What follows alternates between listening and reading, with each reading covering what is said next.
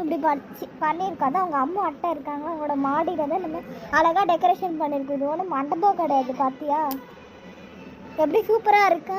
இங்கே பார்த்தியா நிறையா இது இருக்குல்ல, சேர்லாம் போட்டு உட்காந்துருக்காங்க. சரியா இப்போ நம்ம கேக் தான் கட் பண்ணோம்.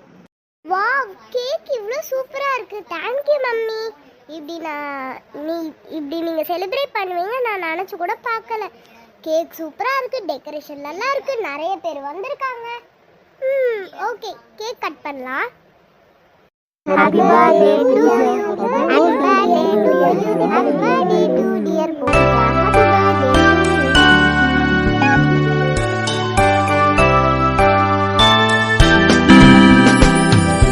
Happy birthday to you. Happy birthday to you.